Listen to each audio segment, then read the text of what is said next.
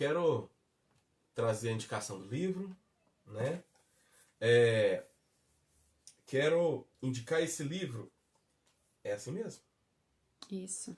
Esse livro aqui, ó. Tá certinho, Simone? Tá certinho. Tá, né? Então, esse livro é o livro que se chama Transição. O autor chama Wagner Carvalho. É daqui de Belo Horizonte mesmo. É da Igreja Batista Central de Belo Horizonte, lá no Luxemburgo, né?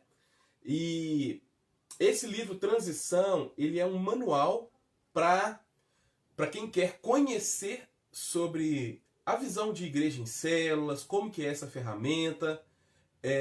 Esse livro também ajuda, tem todos os passos para quem deseja transicionar, né, a sua igreja que está vivendo um outro modelo de igreja, né, usando umas outras ferramentas e quer mudar para esta visão celular. Então tem todos os passos, passo a passo aqui, tem tudo de maneira fantástica, tem tudo assim detalhado, com uma linguagem simples, tem exemplos muito fortes que ajudam a gente. E tem um detalhe nesse livro aqui que o pastor Wagner, ele dedica um pedacinho do livro aqui para falar um pouquinho sobre a nossa história, sobre a minha história, né? E um pouco sobre a Igreja Batista Conexão. Então, se você adquirir esse livro, com certeza você vai ver em alguma página que ele vai estar falando sobre a gente. Então, é um livro abençoado. Com certeza você consegue adquiri-lo, né, pela internet aí. Então, a minha dica dessa semana é esse livro, Transição, do Wagner Carvalho. É isso aí. Acredito que o pessoal já está chegando aí. E eu queria que a gente orasse a Deus. Quero que você se coloque diante do Senhor para que a gente possa ouvir mais um pouco sobre Ele, para que a gente possa ouvir a voz dEle, para que a gente possa entender qual é a vontade dEle para a nossa vida, né? Então, quero te pedir aí, onde você estiver, curve sua cabeça, feche os seus olhos e vamos conversar com o Senhor. Pai amado, Pai bendito, obrigado, Senhor, porque estamos aqui mais uma semana para poder conversar sobre as coisas que dizem respeito ao Senhor e a Tua vontade para nós.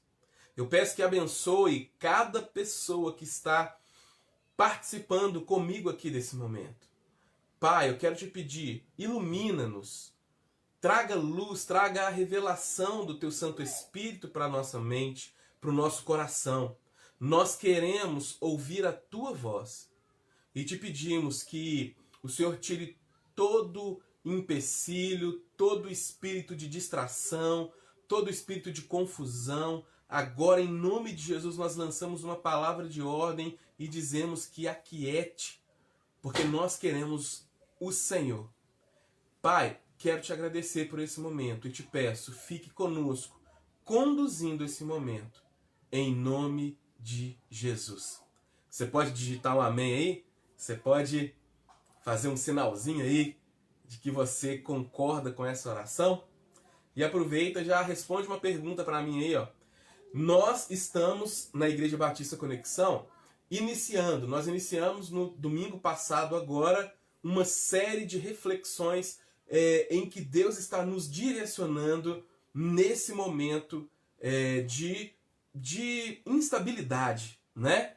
Então, nesse momento de instabilidade, o Senhor tem nos direcionado. E nós estamos com uma série de reflexões. Qual é essa série de reflexões? Qual é o nome dela? Você sabe? Se você souber, digita aí para nós, tá? E, como eu falei, que o que nós vimos no domingo, a gente entenderia melhor hoje.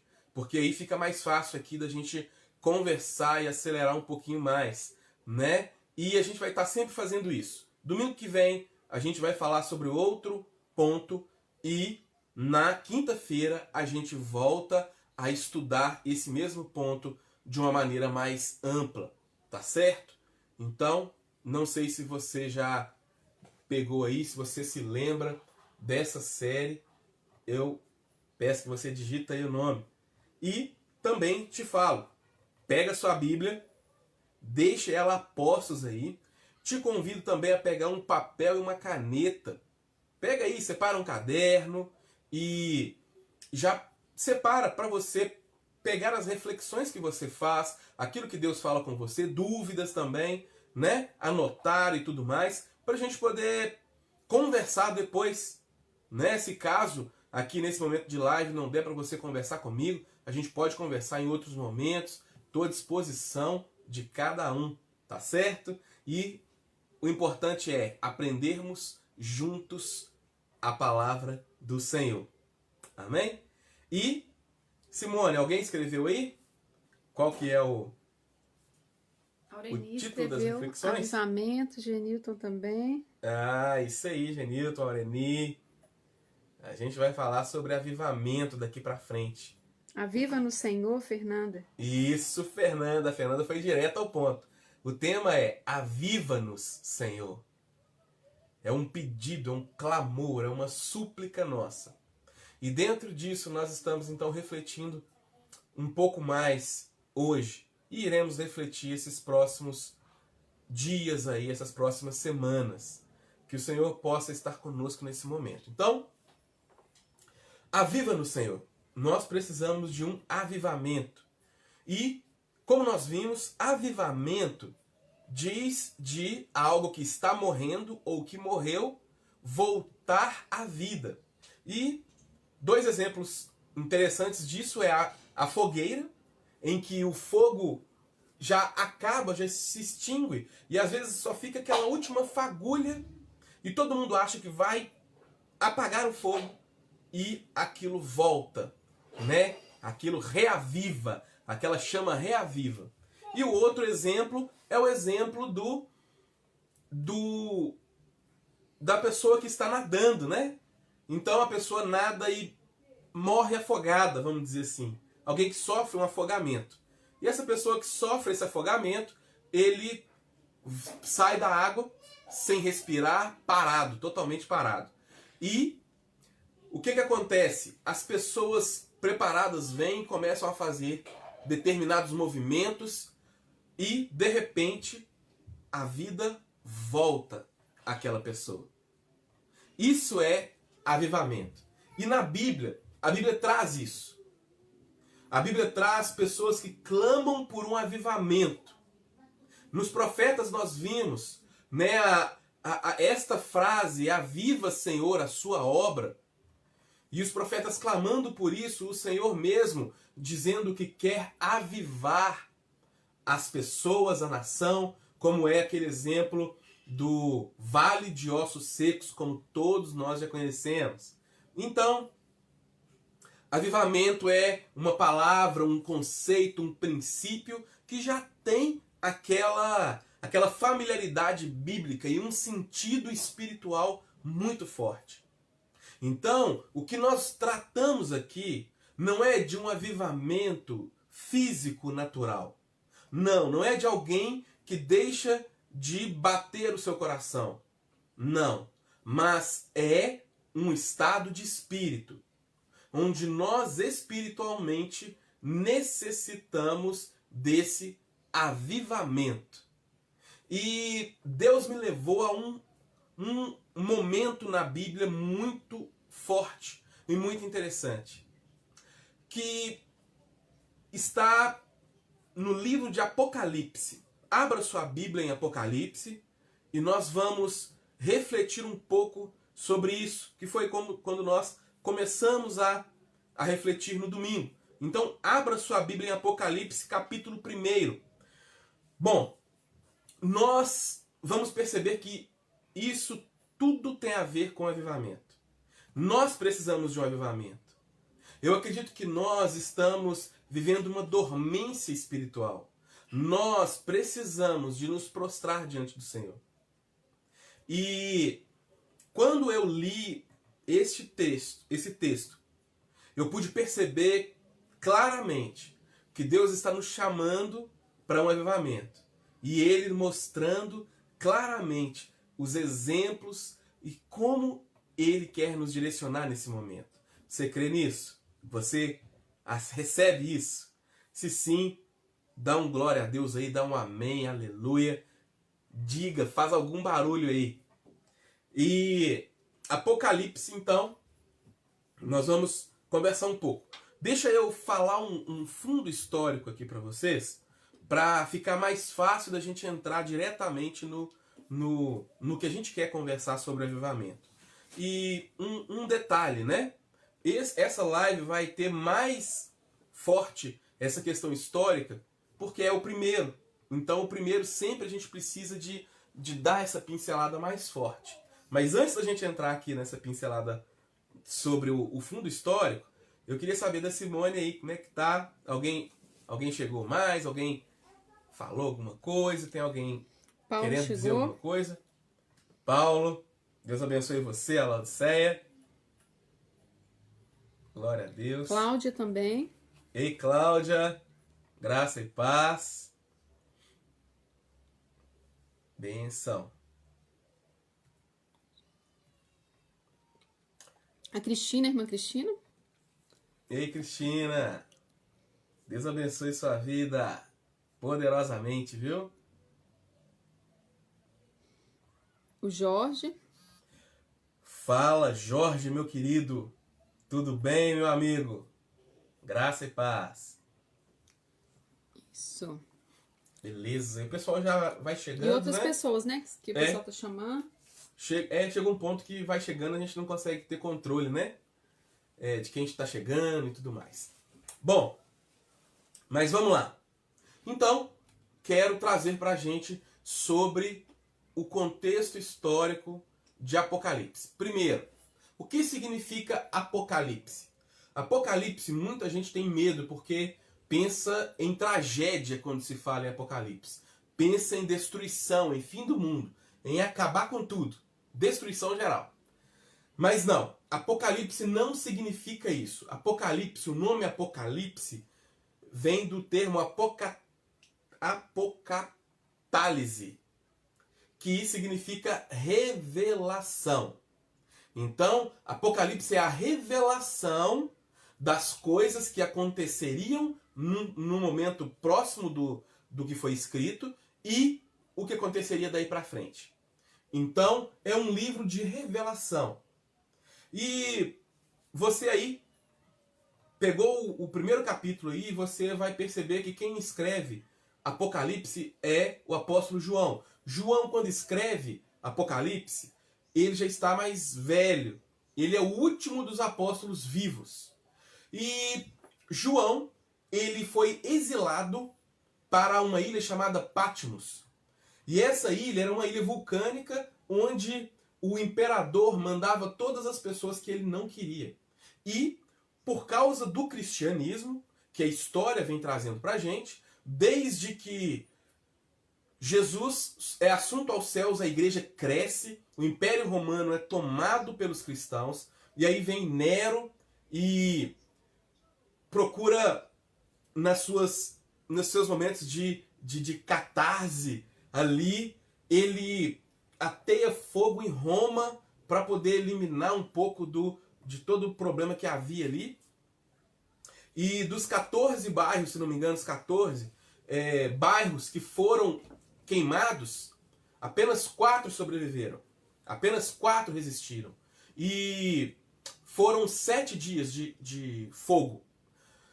E, curiosamente, os bairros que sobreviveram foram os bairros dos judeus e cristãos. Então aí ele encontra o álibi para bater o martelo na perseguição de todos os cristãos. E aí começa a sangrenta perseguição, onde os estudiosos, os historiadores, falam que faltava árvore em Roma para fazer cruzes para crucificar os cristãos. Era um momento de terrível perseguição. E isso foi acontecendo gradativamente. Até que todos os apóstolos foram mortos e restou apenas João. João, ele, exilado na ilha de Patmos, curiosamente, a gente percebe já aí de cara que Deus, ele é poderoso. Porque quando o homem fecha as portas na terra, Deus abre portas no céu. E foi isso que aconteceu. Jesus chama João para revelar a ele as coisas que iriam acontecer. E aí, João, nesse momento, ele começa a escrever e Jesus aparece para ele. Não como aquele crucificado, ensanguentado, não. Mas o Jesus glorificado, aquele que o sol, no seu fulgor, não era perto do brilho da sua face. Aquele que tinha as pernas como bronze polido. Aquele todo-poderoso, onde a roupa era resplandecente. Então, Jesus aparece para João e João faz tudo aquilo que Jesus pede. Jesus fala, tudo que você vê, anota num livro. Né? E livro ali a gente entende que é um rolo, naquela época, aqueles rolos mesmo de pergaminho. E Jesus fala, tudo que você vê, tudo que você ouvir, escreve aqui. Porque isso é o que tenho a dizer. E aí Jesus, ele começa a trazer a sua mensagem. E ele traz uma mensagem para 7 igrejas. 7 igrejas. E aí entra o que Deus começou a trabalhar no meu coração. Deus começou a trabalhar no meu coração sobre o avivamento e ele mostrou as 7 igrejas em que Jesus traz a sua mensagem. E ali existem várias coisas poderosas, vários princípios, fundamentos importantes para que nós possamos seguir para viver uma vida de avivamento. Uma vida cheia de vida. Uma vida cheia de vida no Senhor. E aí, Jesus, ele, ao dar esta ordem para João escrever para 7 igrejas, ele traz também um sentido aí. E o sentido é que o número 7 na Bíblia é um número importante, porque o número 7 indica plenitude, completude. Né? Muitas vezes as pessoas dizem perfeição, mas diz de algo completo, algo pleno, algo integral. Então, com certeza haviam outras igrejas ali naquele momento em Israel. E no mundo, com certeza. Porque o livro de Apocalipse, ele é datado de depois do ano 90 depois de Cristo. Então, todo o cânon, né, todos os escritos do Novo Testamento já tinham sido escritos. Apocalipse foi o último. Então, ali a gente vê que existiam outras igrejas, e a igreja crescia e se multiplicava. E então, nós vimos que esse número 7 é proposital, porque indica plenitude, e diz que isso então significaria que era indicações para toda a igreja de Cristo. E não só para aquelas igrejas ali, mas Jesus diz que isso serviria para as coisas que aconteceriam. Alguns estudiosos desse livro de Apocalipse, eles dizem que essas 7 igrejas mencionadas nessas 7 cartas são igrejas que representam tempos históricos da igreja. Então, um primeiro momento, um segundo momento, até completar o 7º momento e a volta de Jesus. Bom, não quero entrar nesse mérito aí. O que eu quero é trazer agora um foco para o avivamento. Para o avivamento.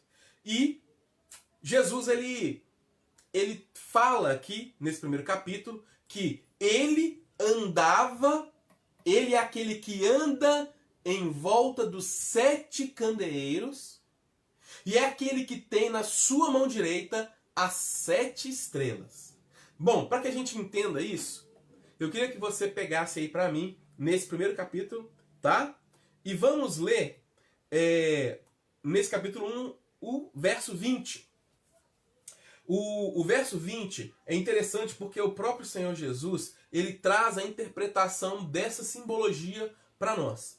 E o verso 20 vai dizer o seguinte: este é o mistério das 7 estrelas que você viu na minha mão direita, e dos 7 candelabros. As 7 estrelas são os anjos das 7 igrejas. Bom, estudiosos dizem que estes anjos mencionados aqui são anjos mesmos, né? São propriamente anjos, seres celestiais, que eram responsáveis por cuidar da igreja. Então, cada anjo cuidava de determinada igreja. Eu vejo que, para mim, a meu ver, vou pedir até a Simone para pegar um pouquinho de água para mim. A meu ver, estes anjos, eles não eram os anjos, porque não se tem relato na Bíblia que depois da queda de Lúcifer, houveram anjos caídos. Mas, por que eu estou dizendo isso? Porque aqui está dizendo ao anjo da igreja. E Jesus vai fazer algumas repreensões a partir do anjo da igreja. Então, o anjo da igreja, muitos estudiosos dizem, e eu entendo isso também, que é o pastor, o líder, a liderança da igreja. Então, esse é o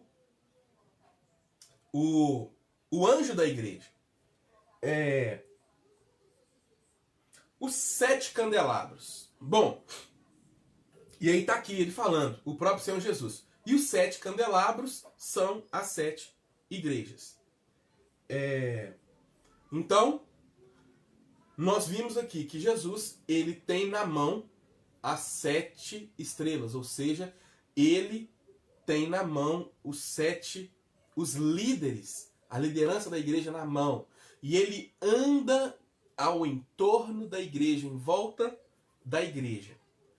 E aí, nós percebemos que Jesus Cristo, ele está no meio da igreja. Ele anda, ele circula. Ele não está longe, ele não está distante, ele está perto. Ele está perto de você e perto de mim.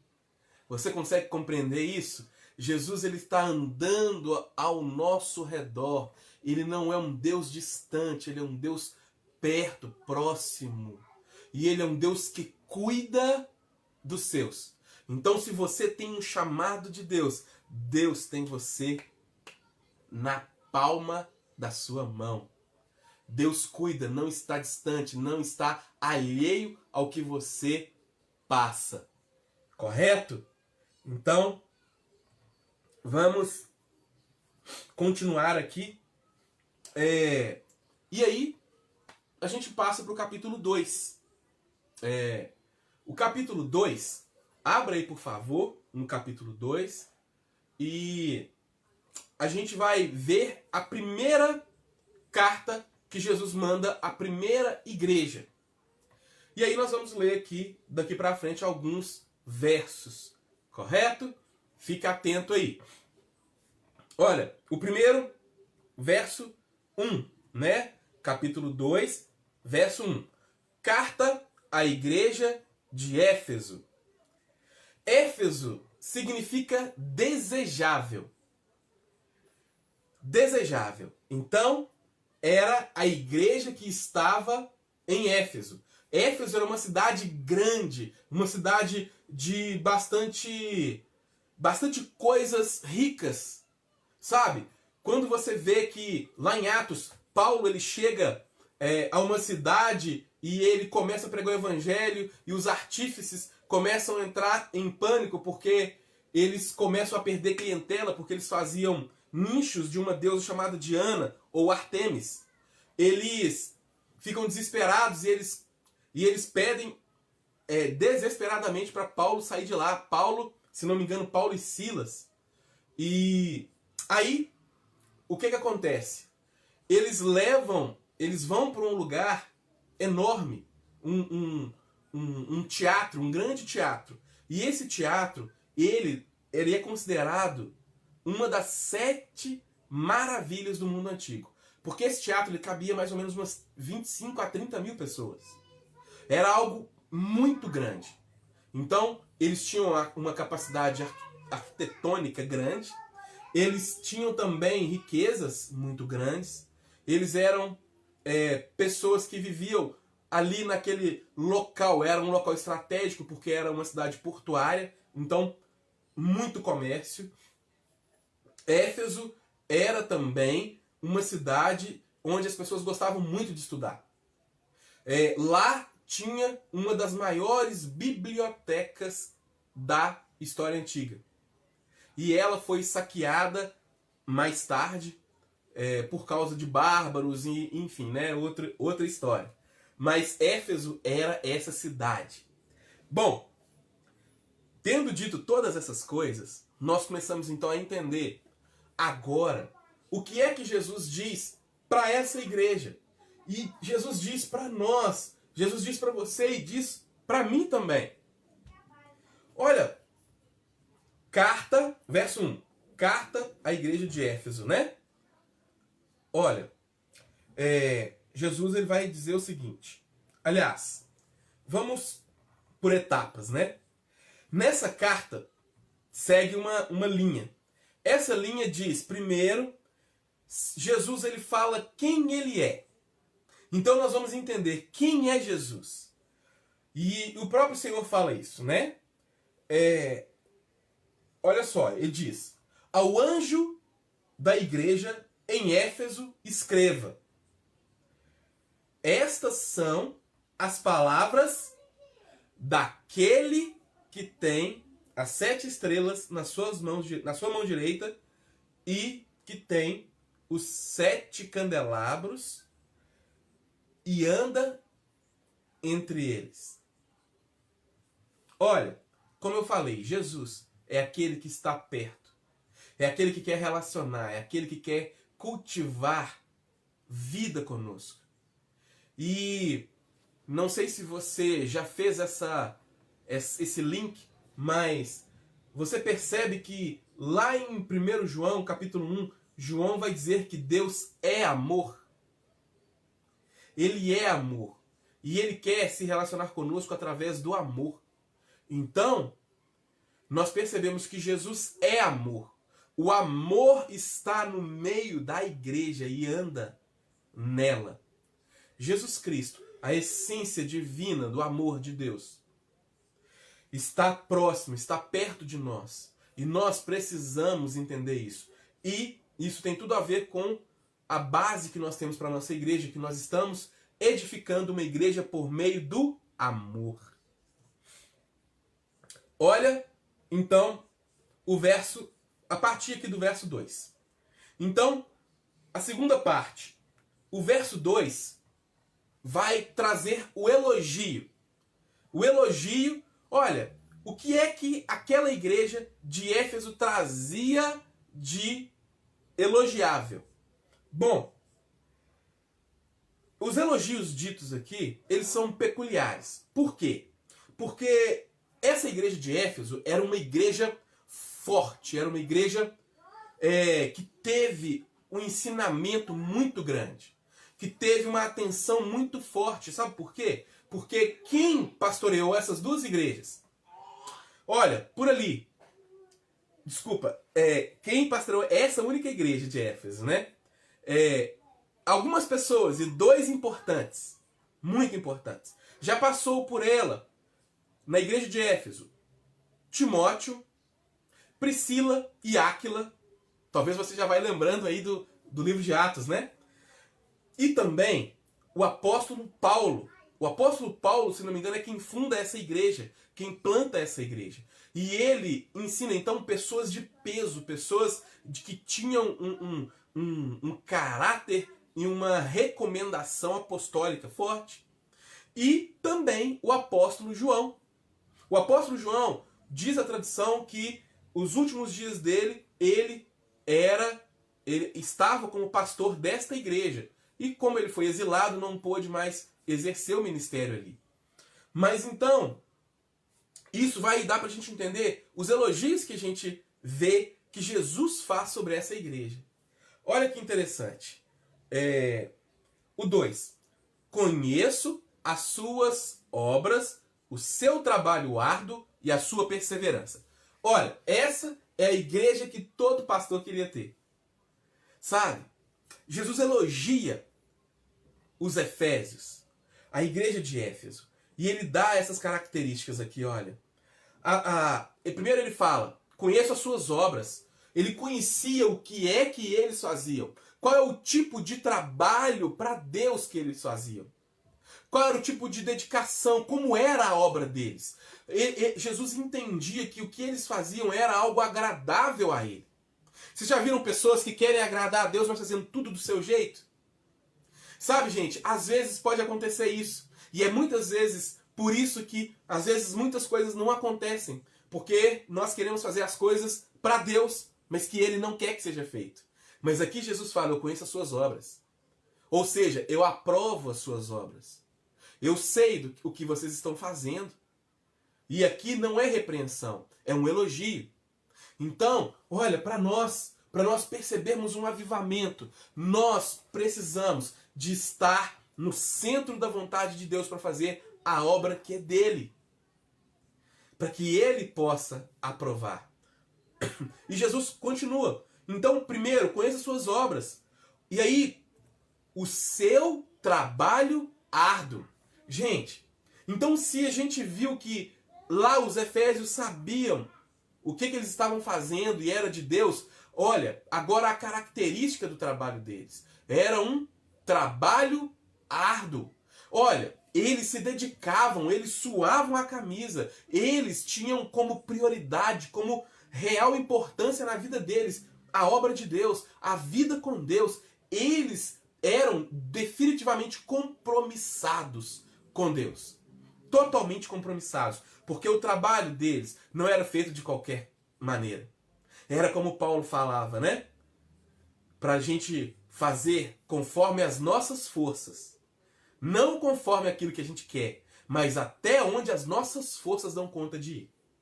Então, ali, Jesus conhecia o trabalho árduo, sabia que eles faziam além do que era esperado. Isso para mim significa trabalho árduo. Fazer além do que é pedido. Então, eles se dedicavam totalmente. E aí, nós vimos aqui a terceira. Então, primeiro, as obras, o trabalho árduo, e aí, a perseverança. Bom, o trabalho árduo no avivamento, sabe? Nós precisamos buscar intensamente. Jesus ele falou assim, o Senhor Deus diz no Antigo Testamento, ele fala o seguinte, que nós o encontraríamos se buscássemos de todo o nosso coração. Não é de qualquer jeito. Então nós precisamos de buscar o Senhor como quem busca o ouro, como quem busca a prata, como quem busca a coisa mais importante na nossa vida. Então, nós precisamos buscar o Senhor com um trabalho árduo. Olha, não é de qualquer maneira. Sabe? Jesus ele está próximo de nós, mas nós precisamos de querer buscá-lo, de abrir o coração para ele, de deixar ele entrar. Nós precisamos disso. Então, diz também, das obras, do trabalho e da perseverança. Nós também, se quisermos enfrentar uma vida poderosa de avivamento, nós precisamos de ter perseverança. Olha, nós estamos refletindo sobre recomeçar. E nós vimos que recomeçar é reavivar. Isso tem tudo a ver. E tem tudo a ver com perseverança. Olha, nada nasce grande. Só diz o meu colega que o que nasce grande, a única coisa que nasce grande é monstro. Tirando isso, nada mais nasce grande. Grandes movimentos começam pequeno. E aí eu quero dizer para você o seguinte, você está compromissado, você está disposto a fazer com que o avivamento, esse avivamento aconteça a partir da sua vida? Porque começa pequeno. Começa com uma chama e vai se alastrando, alastrando, alastrando. Sabe? Nós precisamos de perseverança. E ali eles perseveravam. Você viu o contexto histórico de perseguição, de luta, de martírio, mas eles tinham a obra de Deus como prioridade. Eles trabalhavam arduamente e eles perseveravam. Não importava o que eles passariam. Eles sabiam o que eles queriam. E eles não negociavam o seu propósito com nada. E nós precisamos, para ter um avivamento, ter isso. Sabe? Ter isso, ter essa perseverança. Vocês já viram? Tem gente que parece que faz assim, igual um construtor. Você já imaginou um pedreiro? Ele levanta uma fiada de tijolo, né? Uma carreira ali. Depois ele levanta outra carreira. Na hora que está chegando na altura do peito dele, imagina ele pegar e jogar tudo no chão e começar de novo. Isso é o contrário de perseverança. Sabe? Nós muitas vezes vemos isso. Nós começamos uma coisa e não terminamos. Porque nos falta perseverança. Amor, pega água pra mim. E aí, falta perseverança. E nós precisamos de ter perseverança. E para um avivamento na nossa igreja, aqui na Igreja Batista Conexão, nós precisamos de perseverança. Olha, e Jesus ele não termina aqui. Jesus continua. Jesus continua falando o seguinte, olha, sei que você não pode tolerar homens maus. Isso é muito sério. Eles não toleravam a maldade. Na nossa experiência de avivamento, nós temos que eliminar toda maldade, perversidade de coração. Nós precisamos jogar isso fora. Nós precisamos de tirar isso, eliminar isso. Então, eles ali, eles tinham essa característica. Eles não suportavam os homens maus. Eles não toleravam. E aí, olha que interessante. Ele diz o seguinte, e que também vocês puseram à prova aqueles que se diziam apóstolos e não eram. Sabe? Muitas pessoas ali se diziam ser apóstolos, mas não eram. Eles não eram apóstolos. E eles procuravam na palavra do Senhor, verificavam quem era realmente apóstolos, porque eles colocavam à prova quem era e quem não era. E isso diz, sabe de quê? De um zelo muito forte pelo princípio bíblico, pela leitura da palavra, pelo estudo, pela meditação da palavra. Então, eles ali, eles tinham isso como algo forte, algo intenso na vida deles. Então, eles colocavam à prova, porque eles tinham contato com a palavra. Eles sabiam quem é que estava falando a verdade ou não. Sabe por quê? Porque eles estudavam, eles conheciam a palavra, o ensinamento dos apóstolos. E aí, a gente vê que como o trabalho do apóstolo Paulo e do apóstolo João foi tão forte para eles, não é verdade? E aí, né, completa aqui, né? Colocaste à prova os que se dizem apóstolos e não são, e descobriu que eles eram impostores. Quem dera uma igreja madura a esse ponto. Era uma igreja que tinha uma alta performance. Era uma igreja que agia. Era uma igreja que fazia. Era uma igreja que não era apática. Era uma igreja biblicamente correta. Era uma igreja que fazia, que agia. Olha, todo pastor gostaria de ter uma igreja dessa. Não é verdade? E aí, olha o 3. Você tem perseverado e suportado sofrimentos por causa do meu nome e não tem desfalecido. Gente, olha isso. Aquela igreja passava por sofrimento, por perseguição.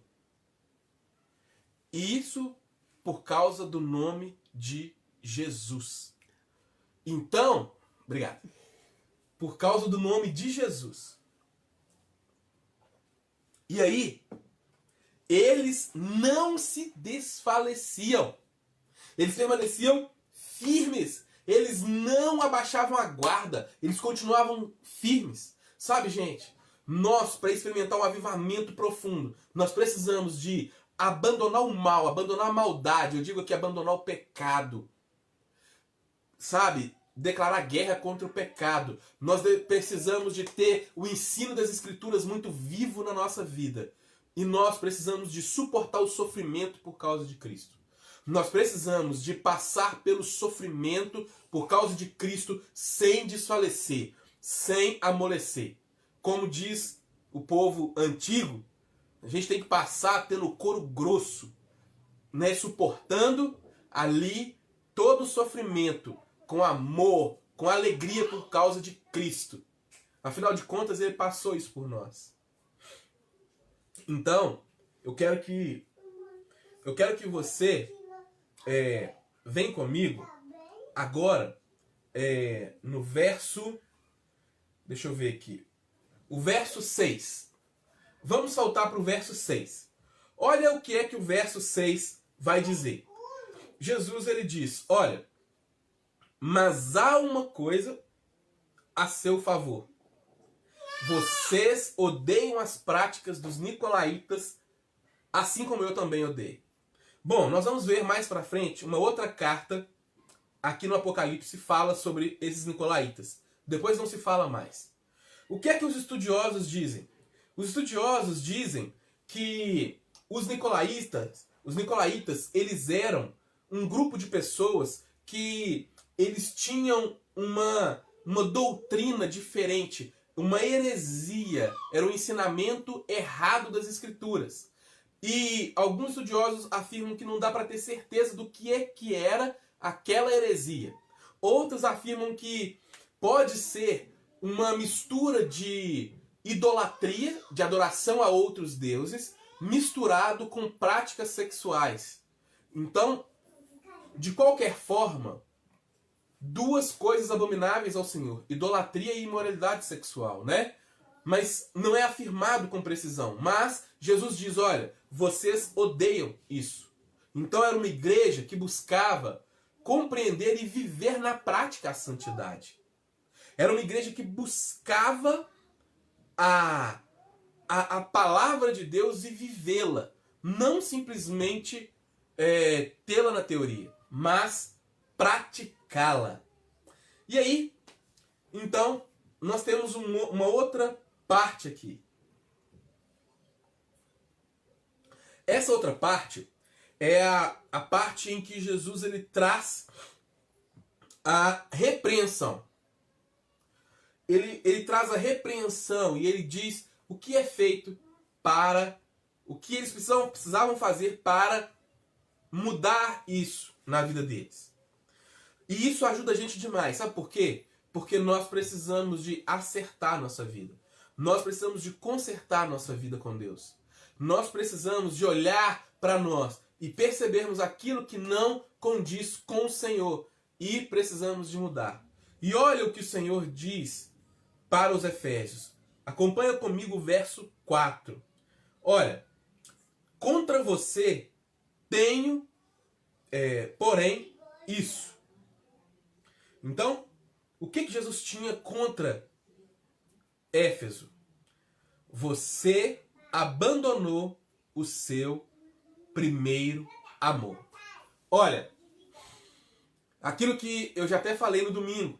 Sabe quando a pessoa entrega a vida a Cristo e ela está vivendo os primeiros momentos na vida cristã e tudo para ela é alegria e ela vive uma felicidade intensa e ela tem sede, fome de Deus, e as pessoas muitas vezes mais velhas falam assim: não, isso aí é só fogo de palha. É o primeiro amor, depois passa. Sabe, gente?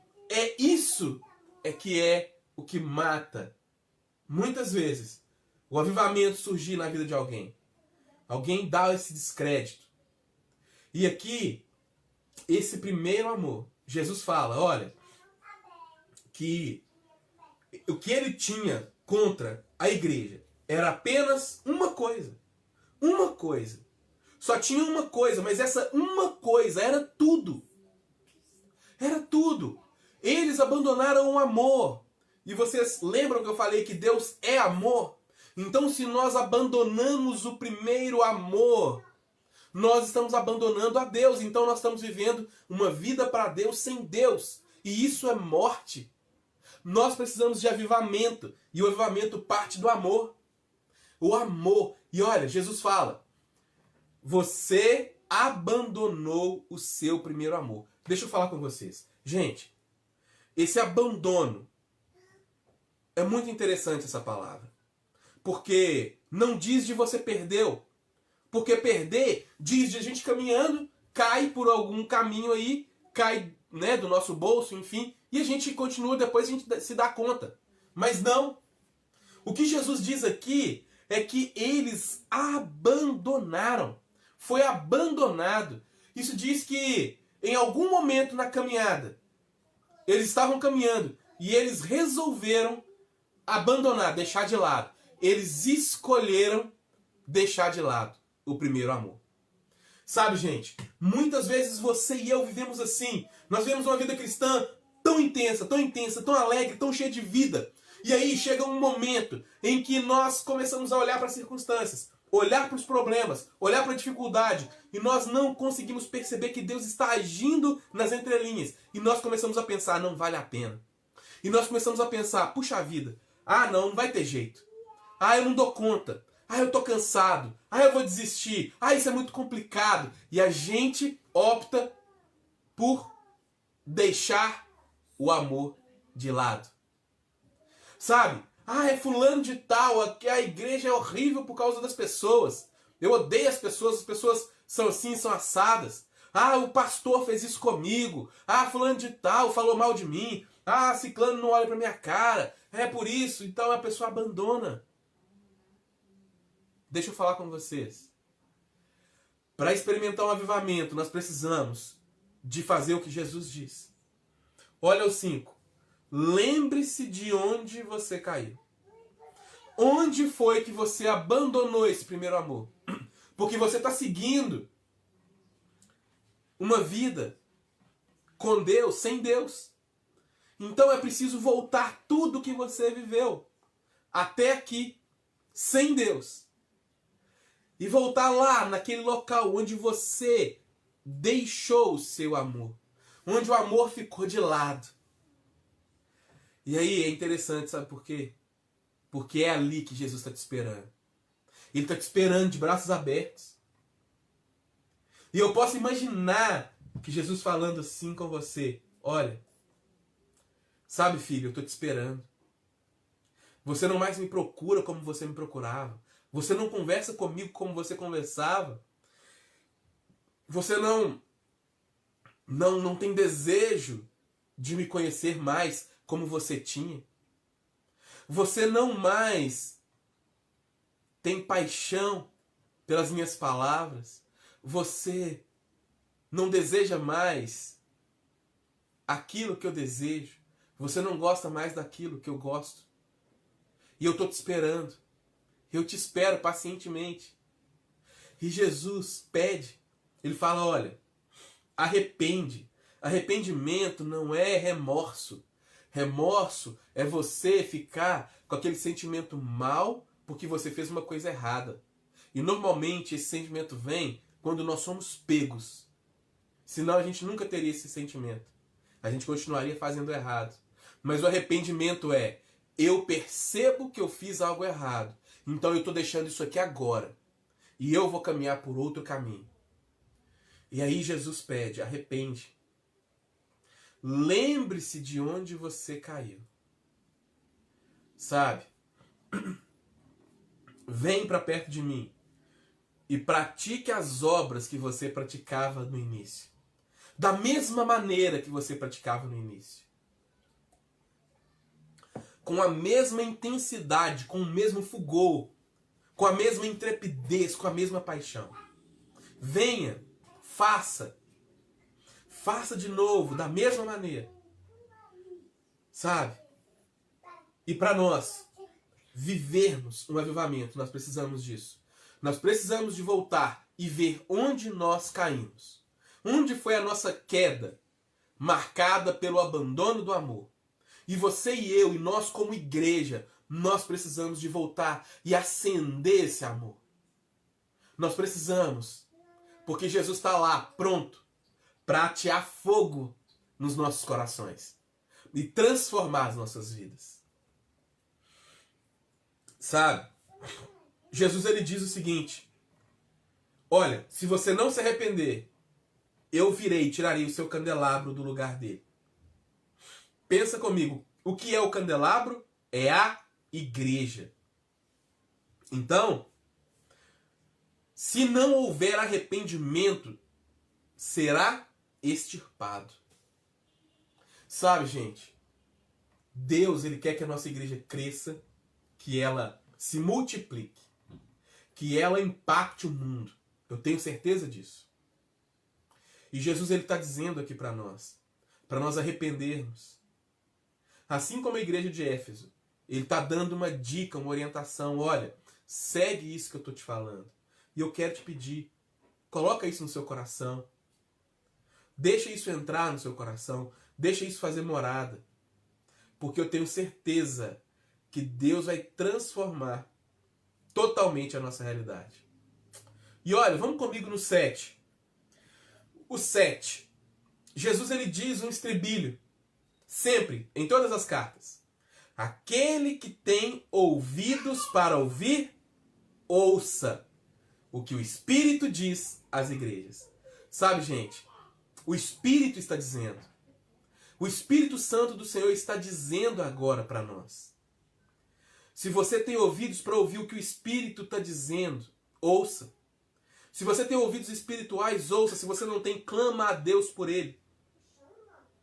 Peça a Deus que ele vai trazer os ouvidos espirituais. E Jesus ele termina dizendo sobre a recompensa da igreja. Você sabia que nós teremos uma recompensa, um galardão? E olha que interessante o que Jesus diz aqui. Olha, ele diz o seguinte, olha, o verso 7. Aquele que tem ouvidos para ouvir, ouça o que o Espírito diz às igrejas. Ao vencedor, darei o direito de comer da árvore da vida. Olha que interessante. Que está no paraíso de Deus. Sabe, gente? Isso aqui é profundo. Jesus, ele dá o direito de comer do fruto da árvore da vida. Você sabia que Adão e Eva, eles foram proibidos de comer do fruto da vida? E eles não mais puderam comer? Mas você e eu poderemos, os vencedores. Você é vencedor? Eu sou vencedor. Em nome de Jesus. Então, nós teremos uma recompensa perante o Pai.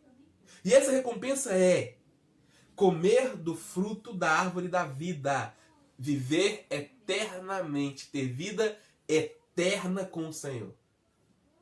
Não é um trabalho em vão, não é um trabalho aleatório, sem sentido. Não. Nós temos uma recompensa ainda. Além de experimentar toda uma intimidade com Deus, nós teremos recompensa. Que coisa maravilhosa. E então Jesus ele encerra o que ele diz aqui nessa carta. E eu queria que a gente refletisse rapidamente aqui sobre esse momento. Sabe, meus queridos, nós precisamos de um avivamento na nossa igreja. E esse avivamento parte de um quebrantamento. Nós precisamos de quebrantar o nosso coração. Nós precisamos de reconhecer os nossos erros, a maldade do nosso coração. E nós precisamos de nos jogar diante do Senhor. Voltar àquele amor, de voltar onde nós caímos. Onde é que foi parado, interrompido o nosso caminho? E voltar nele. Nós precisamos. E aqui está o caminho para que nós possamos reacender a chama do avivamento na nossa vida. Como eu tenho dito, eu acredito que nós estamos vivendo num momento em que Deus esteja preparando, nesse momento que se chama hoje, a sua igreja para talvez a última grande colheita antes da volta dele. Então, nós precisamos de estar preparados. Nós precisamos de estar cheios de Deus. Nós precisamos de estar avivados, cheios de vida, da vida de Deus. E totalmente compromissados como a igreja de Éfeso. Totalmente dedicada ao ensino da palavra como a igreja de Éfeso. Disposta a sofrer por Jesus como a igreja de Éfeso. Nós podemos e precisamos disso. E eu quero deixar essa palavra para você, não é só uma palavra de conhecimento, de informação, não, misericórdia. Olha, que isso sirva para sacudir sua vida, para você tomar uma postura diferente e começar a caminhar de maneira totalmente diferente a sua vida. Uma vida com Deus diferente agora. Sabe, o mundo nunca mais será o mesmo. Então, nós precisamos desse avivamento. Nós precisamos de preparar, porque quando vier essa colheita, nós precisamos estar preparados para esse movimento. Então, que o Senhor possa abençoar a sua vida, que Deus abençoe poderosamente. Eu quero fazer uma oração antes da gente fazer a oração final. E se você tiver alguma pergunta, você pode vir fazer, que nós estaremos aqui para poder responder, para compartilhar aí, tá certo? Se tiver um comentário também, pode fazer. Feche seus olhos. Deus, obrigado, Senhor. Te louvo, te engrandeço.